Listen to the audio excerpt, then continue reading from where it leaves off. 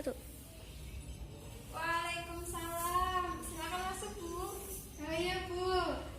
Iya, Ibu siapa? Oh iya sebelumnya perkenalkan dulu Ibu, nama saya Dinda Sutira, saya yang bertugas pada sore hari ini.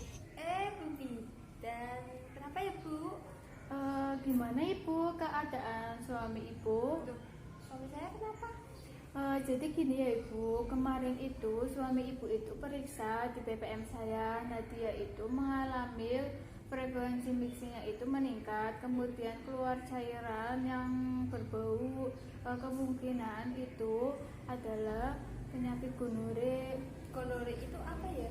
Jadi gini Bu, gonore itu adalah penyakit yang disebabkan oleh bakteri Dysuria gonore atau biasa menyerang pada membran mukosa uretra pria, kemudian menyerang pada endoservix wanita yang biasanya disebabkan oleh aktivitas seksual.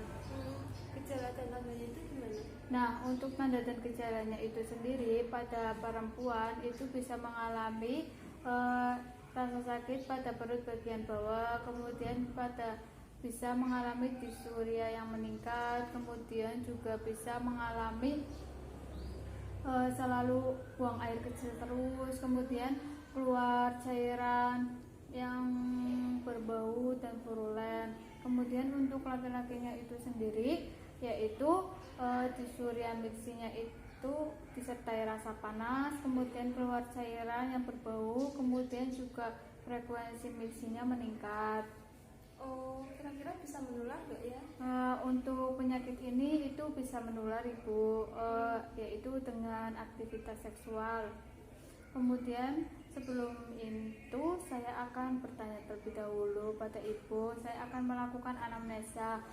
Ibu, apakah sebelumnya Ibu mengetahui tanda dan gejala ini? Nggak tahu.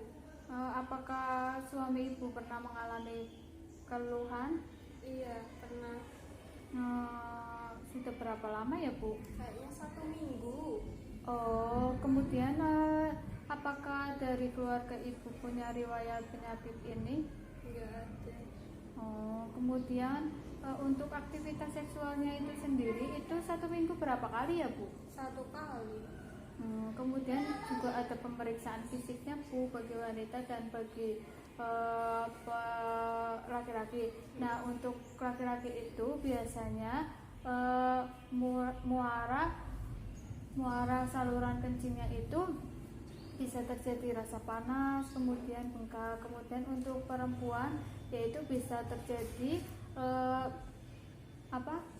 keluar cairan putih yang berbau, kemungkinan itu adalah nanah. Kemudian adapun tes laboratoriumnya.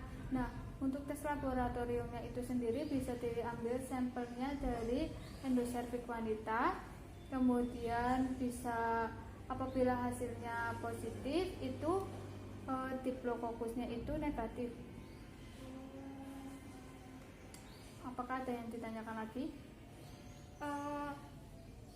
Apakah itu bisa membuat komplikasi? Kalau komplikasi itu sendiri bisa Bu.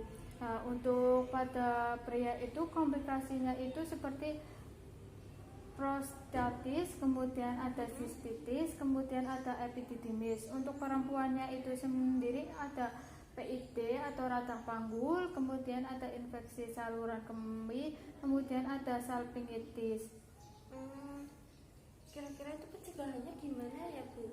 Untuk pencegahannya sendiri itu yaitu Ibu apabila ingin melakukan hubungan seksual itu sebaiknya memakai pelindung seperti kondom. Kemudian apabila masih dalam pengobatan sebaiknya jangan melakukan hubungan seksual terlebih dahulu.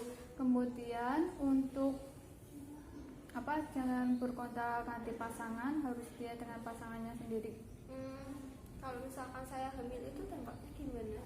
Nah, untuk dampaknya apabila ibu hamil itu ibu bisa mengalami kehamilan ektopik, kemudian bisa mengalami abortus spontan, bisa mengalami KPD.